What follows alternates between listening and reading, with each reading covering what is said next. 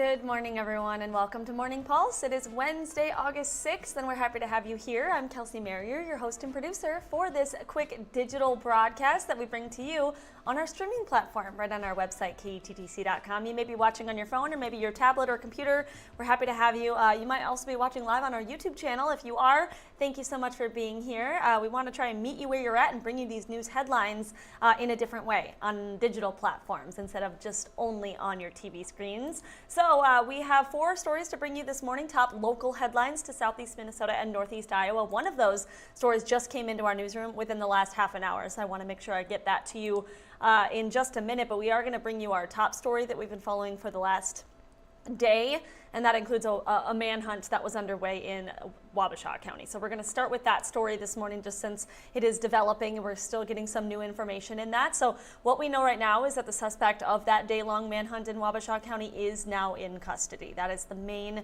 update that we have. Of course, this was coming from the Wabasha County Sheriff's Office. They posted it on social media.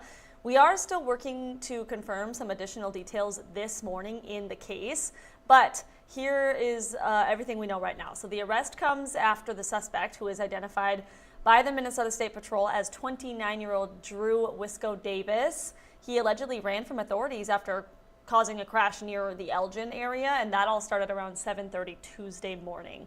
No one was seriously hurt in that crash, but it did lead to a shelter-in-place order for some nearby residents in that area. The Wabasha County Sheriff's Office says crews were using ATVs, drones, and thermal imagery to really locate the suspect. Again, that is Davis. Several hours later, he was taken into custody. Right now, we still don't know how he was found. That is something that we have reached out to the Sheriff's Office to learn more about. But as of this morning, the Wabasha County Jail roster does have him on the roster, and it does state that there is a first-degree burglary charge for him.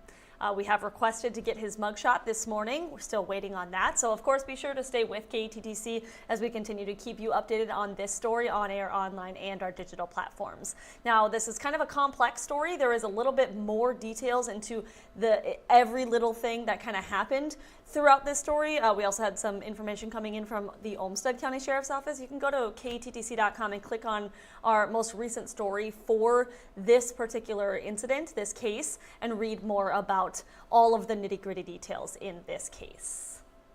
All right, that news story I was talking to you about that just came into our newsroom just moments ago, I want to bring that information to you now.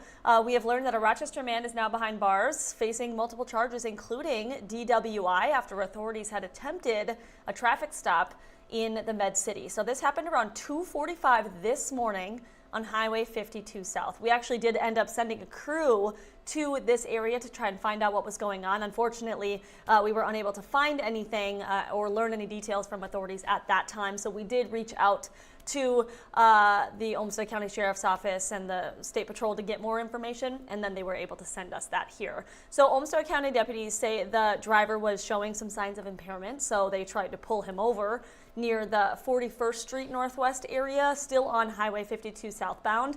But the driver, who was identified as 31-year-old Jose Cordona, refused that traffic stop. State troopers and Rochester police officers then tried to join the Olmsted County Sheriff's Office in trying to stop that car, which they were eventually able to do so near 16th Street Southwest. Again, this is still on Highway 52 southbound. So once they were able to kind of get near the suspect in that area, they did launch pepper balls, that's a less lethal tool, into and at the vehicle. They were able to then safely remove Cardona from the car. They placed him under arrest and took him to the adult detention center. So that story is brand new into our newsroom this morning.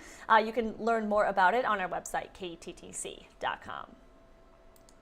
Next up, our third story this morning, a passenger has some life-threatening injuries after a crash with a heavy-duty construction vehicle. This happened in Steele County around 1:10 Tuesday afternoon on Highway 218 and 48th Street. That's just southeast of the Owatonna area. So what we know from the State Patrol, the troopers were telling us that the drivers of both a Komatsu payloader and a Dodge minivan were both going north on Highway 218, as you can see on this map on your screen, when those two vehicles collided. The passenger in the minivan, identified as 60-year-old Mario Rodriguez of Faribault, was taken to Mayo Clinic St. Mary's in Rochester with life-threatening injuries. The driver of the minivan, 21-year-old Leonardo Valdez, also of Faribault, was taken to a hospital in Owatonna.